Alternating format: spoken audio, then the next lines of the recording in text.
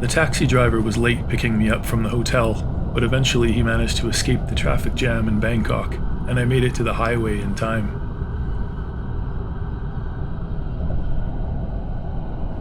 At this pace, I would still make it to the airport 2 hours before my flight departed to Korea.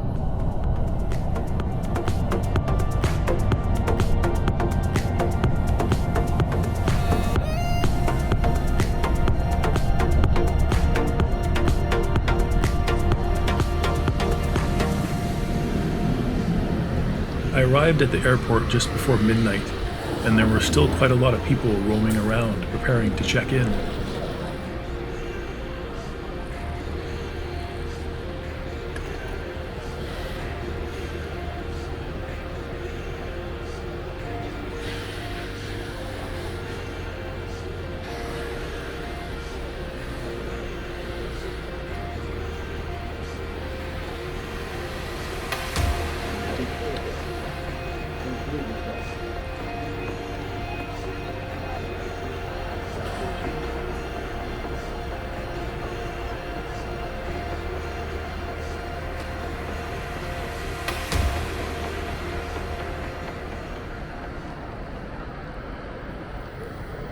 The check-in lines to go to Korea were quite long. Thankfully, I arrived with ample time to spare, even though the line moved slow. Eventually, I made it to the front of the line and was preparing to check one of my bags. When I got to the check-in desk, the staff hit me with a surprise left, an uppercut, and a hook to the ribs that I wasn't expecting whatsoever. I thought I had all of my documents, but boy was I ever wrong.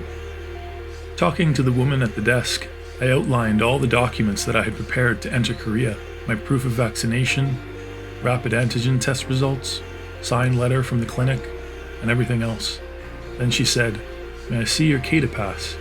Then I said, "What's a k-eta?" Then she said, "Your..." The next 15 minutes that followed were complete chaos. The woman said that there was still a chance to get the k-eta approved if I filled in the form online right away, submitted it for approval, and showed them the approval status before they shut down the check-in counter. So you're telling me there's a chance? However, if I wasn't able to do it in time, then I wouldn't be able to board the flight. In desperation, I scrambled like mad with my laptop trying to find a Wi-Fi connection that worked at the airport. Then I logged into the website to submit my information for the KETA visa. I had to enter a bunch of personal information like my name, passport number, vaccination status, flight times, COVID test time and date, contact information, and where I'd be staying in Korea. Finally, I uploaded my information and submitted it. I gazed at the computer screen in desperation, reloaded the page to see if anything had changed, but my k-eta status was still pending. Oh, come on! Oh. My time was up.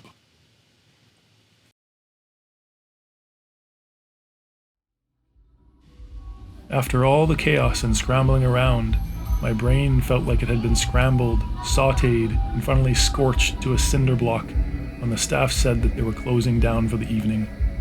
All of that painstaking panic and prolonged pandemonium were for nothing.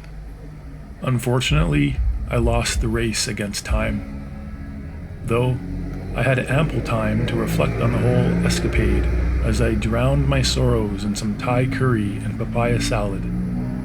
It may be good therapy for some reflection to relieve unburied trauma before it becomes buried. And to pour even more salt in the wound, when the last staff member left the check-in counter, I received notification that my k-eta had been approved. However, they said that the gate was already closed and that I have to phone to rebook my flight. What a brutal experience that was. Anyway, I ended up getting a taxi back to my previous hotel and slept off the chaos that occurred at the airport.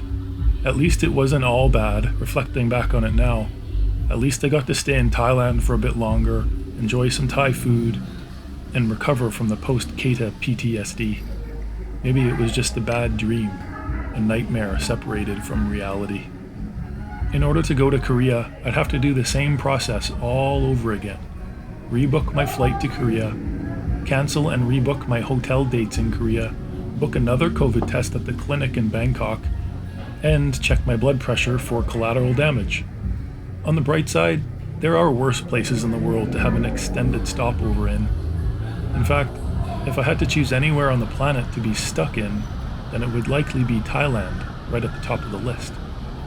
After finishing my meal, I wandered past a mall close by, and to my surprise, there was a Tim Hortons inside. It looks like they have expanded their franchise yet again, though I'm not sure how Thais are going to like the hot double doubles. Maybe they'll come up with an alternate version with ice. I ended up getting a beverage at Flash Coffee instead.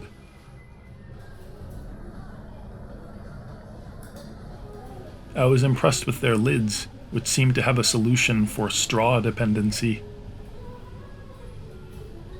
That was better than a paper straw any day, in my opinion.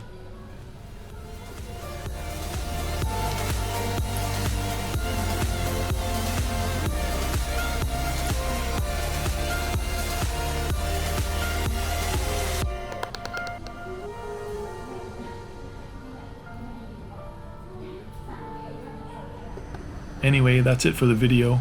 Stay tuned for more adventures in Bangkok. Korea would have to wait until I got everything sorted out again. Thanks for watching. Please remember to subscribe, like, and leave a comment.